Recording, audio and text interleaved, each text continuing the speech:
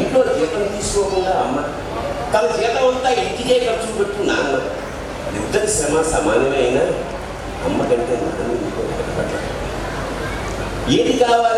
ఏది కావాలంటే అది వడ్డీ పెడుతూ అమ్మ, ఏది కావాలంటే కొని పెడుతూ నాన్న. ఇద్దరి ప్రేమ సమానమే అయినా అమ్మకు వచ్చిన పేరు ముందు నాన్న ఎందుకు బాగా భయపడ్డాడు. ఫోన్లోనూ అమ్మ పేరు, దెబ్బ తగిలినప్పుడు అమ్మ అని పిలవడే, అవసరం వచ్చినప్పుడు తప్ప మిగతా అప్పుడు గుర్తురానందుకు నాన్న ఎప్పుడైనా బాధపడ్డాడా? ఏమో. ఇద్దరూ సమానమే అయినా పిల్లల ప్రేమను పొందడంలో తరతరాలుగా నాన్న ఎందుకో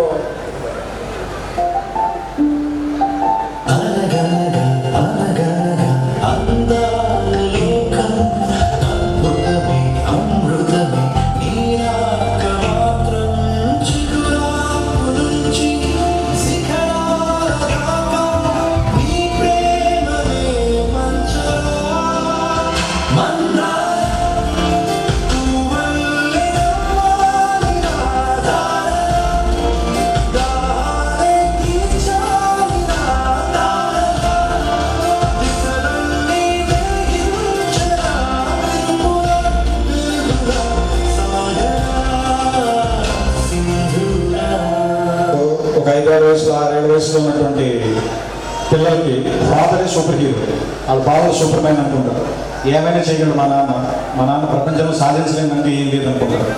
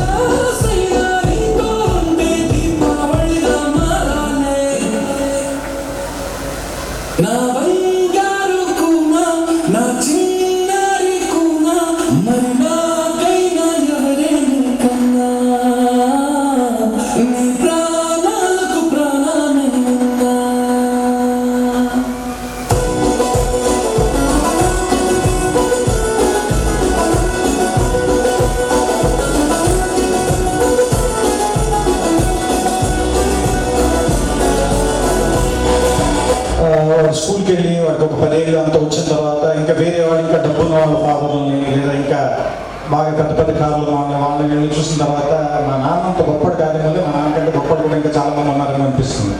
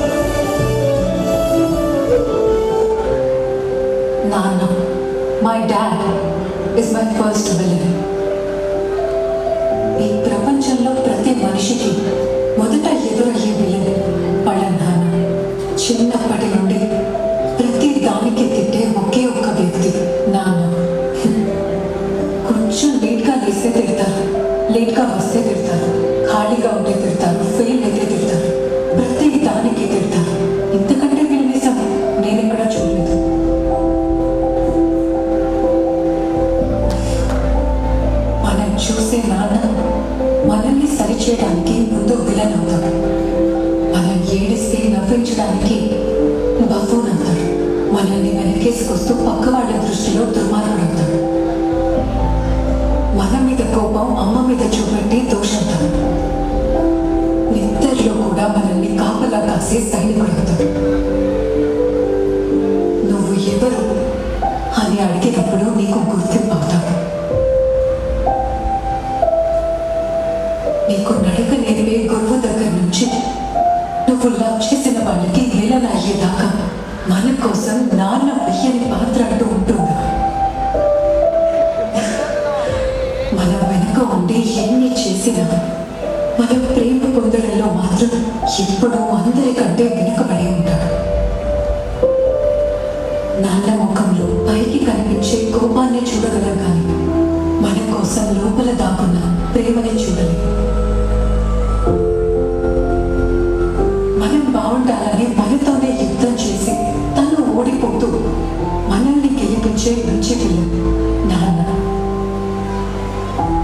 ఎంత మంచి విలన్స్ ఉంటే అంత మంచి హీరోస్ తయారవుతారు.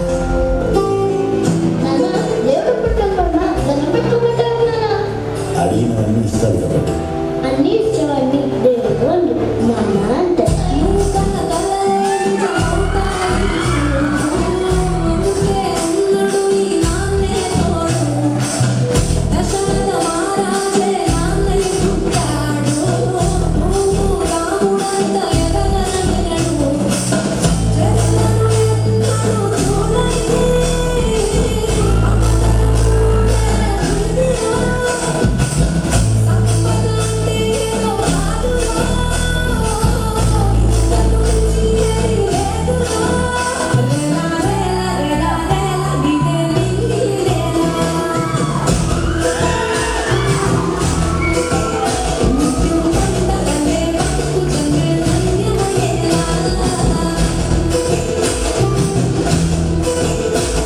అదే ఒక 15 ఏళ్ళు దాటి 18 ఏళ్ళు వస్తున్నప్పుడు నాన్న సిగరెట్ కాల్చదురా లేదా బాగా చదువుకోరా రాత్రిపూట ఇంటికి రారా ఇలాంటివన్నీ చెప్పినప్పుడు మా నాన్న ఏంటి బాగా నచ్చదొబ్బుతున్నట్టు చేదస్తూ అనుకుంటాను.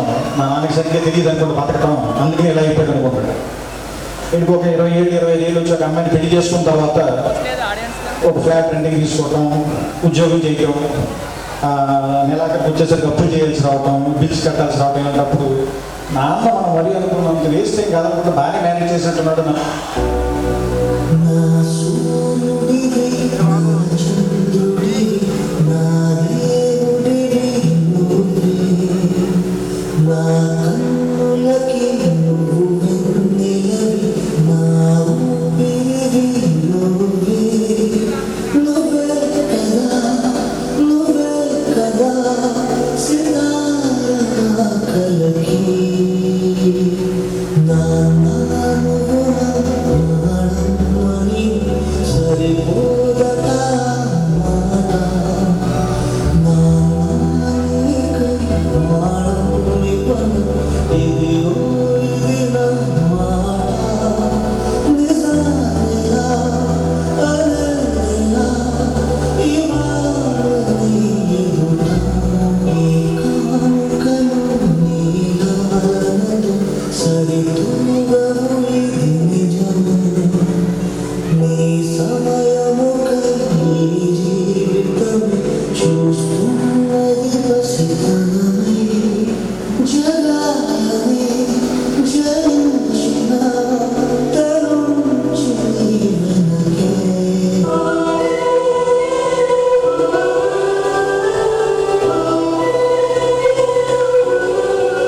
ఆ తర్వాత ఒక 35-40 దాటిన తర్వాత పిల్లలు కొంచెం పెద్ద అవుతుంటే స్కూల్ ఫీజులు, రికమెండేషన్లు, ఆ తర్వాత వాళ్ళకి ఏదైనా ఒంట్లో పోవాలన్నప్పుడు రాత్రి హాస్పిటల్కి పరిగెత్తడాలు, ఏదైనా ఒక కష్టం వస్తే డబ్బుల కోసం ఎత్తుకోవడాలు. ఇలాంటప్పుడు నాన్న గుర్తొచ్చి కళ్ళలో నీళ్ళు వస్తాయి.